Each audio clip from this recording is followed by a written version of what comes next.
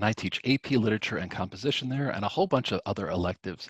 But if you saw my previous video, I introduced the concept of a claim, and I tried to give you some analogies that a claim is like a firm handshake that you can trust and can guide you down the right path. In this video, we're going to go a little bit further. So we're still going down a path here, but I want to take you down the path of deeper understanding by doing three important things.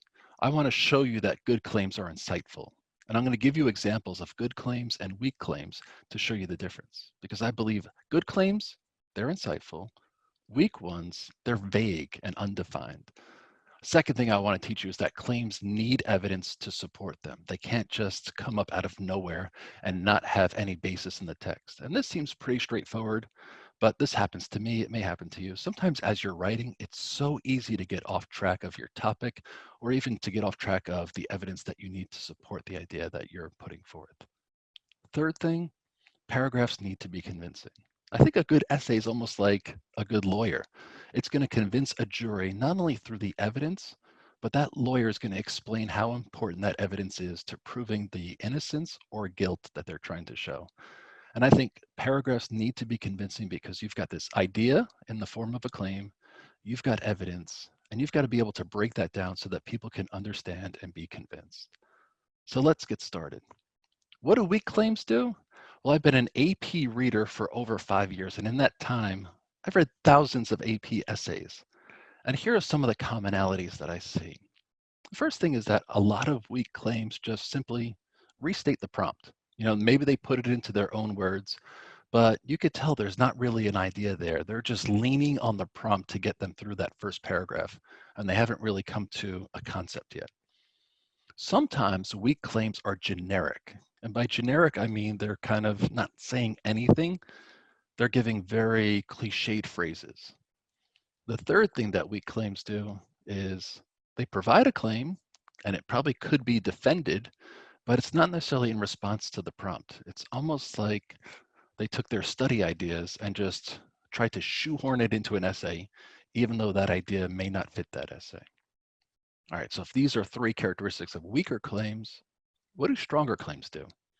All right, I'm saying this a lot, but you hear this word over and over again, puts forth an original idea. And I'm saying that so much because I want to convince you of one thing.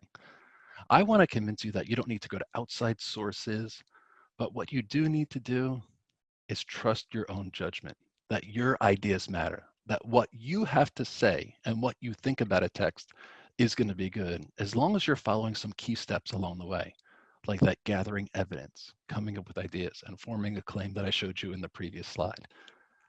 Take that with you because you'll see how ideas can lead one to another, and you can get to exactly where you need to be by trusting your judgment and your intellect. All right, second thing, the big ideas need to be defended with smaller things. So if you provide a claim, you have to prove in there that there's going to be things that need to be defended. I'll show you what I mean by that in just a little bit. Third thing, really strong claims respond to the prompt in an insightful way. You can tell that someone has a deeper understanding of the text because the way they're wording things. All right, so we're going to look at an example so you can see those concepts played out before you. You may remember this. This was from my video on point of view, first person point of view. It's the short story Cathedral by Raymond Carver. I read it to you in that previous video. I'm going to do it again just so you could be refamiliarized with the text. This blind man, an old friend of my wife's, he was on his way to spend the night. His wife had died, so he was visiting the dead wife's relatives in Connecticut. He called my wife from his in-laws. Arrangements were made. He would come by train, a 5-hour trip, and my wife would meet him at the station. She hadn't seen him since she worked for him one summer in Seattle 10 years ago, but she and the blind man had kept in touch. They made tapes and mailed them back and forth. I wasn't enthusiastic about his visit. He was no one I knew, and his being blind bothered me. My idea of blindness came from the movies. In the movies, the blind moved slowly and never laughed. Sometimes they were led by seeing eye dogs. A blind man in my house was not something I looked forward to. All right, so if we take this chunk of text, and this is the first paragraph of the story, and we had to write about point of view in this story, here's what a weaker claim would look like. First person point of view in Raymond Carver's Cathedral adds to the story. And I'm going to point out two things that I think make this weak. Number one, it's on the mere identification level. Merely it just says that there's first person point of view. I don't know if that's necessarily insightful because it's somewhat obvious. I would love to see it characterized, and I'll show you about that in a second. Second thing, it has one of those vague phrases. And by vague phrases, I mean it adds to the story. The problem I have with that is that could be applied to any story. Point of view adds to just about every story ever written. So it's not saying anything specific. It's a generic phrase that can be applied to any story. I think we can do better, and I'm going to show you how we can do better right now. So if I'm going to do better, I need to go back and look at the evidence and see what it's showing me. So I see that she hadn't seen him since she worked for him in Seattle 10 years ago, but they had kept in touch. That seems important. I wasn't enthusiastic about his visit. Okay, so I'm getting point of view there. I'm seeing how he feels. He was no one I knew. I'm starting to sense some anger on the part of this person. Speaking of anger, and his being blind bothered me. All right, so I have some evidence that points to not only that this is first person point of view, but this person seems angry, bothered, maybe even a little jealous. So I have to take this and synthesize it all into one sentence. And here's what I came up with. In Raymond Carver's Cathedral, the narrator's bias against the blind man is revealed through the first person point of view and is a lens through which we can see the narrator's insecurities and apprehensions. What makes this stronger?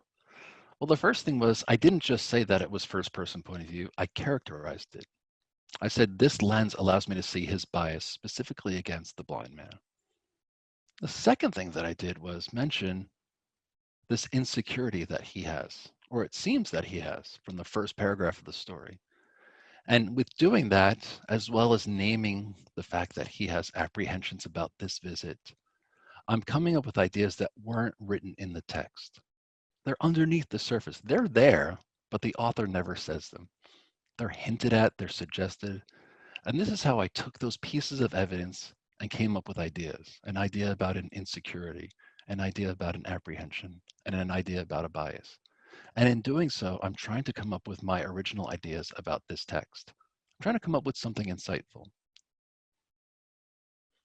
So how do you take all that and then build a paragraph from it? Well, here's an example of a paragraph that would take that thesis, that claim, and form something a little bit more comprehensive. In Raymond Carver's Cathedral, the narrator's bias against the blind man is revealed through the first person point of view and is a lens through which we can see the narrator's insecurities and apprehensions. There's our claim. But then I go on to say, his bias is a result of ignorance as he admits that his idea of blindness came from the movies. He doesn't know this man, nor does he seem willing to get to know him. He even confesses that a blind man in my house was not something I looked forward to, and that he wasn't enthusiastic about his visit. This reveals his reluctance to the gathering. While the narrator hints at a close connection between his wife and the blind man, little of that is revealed.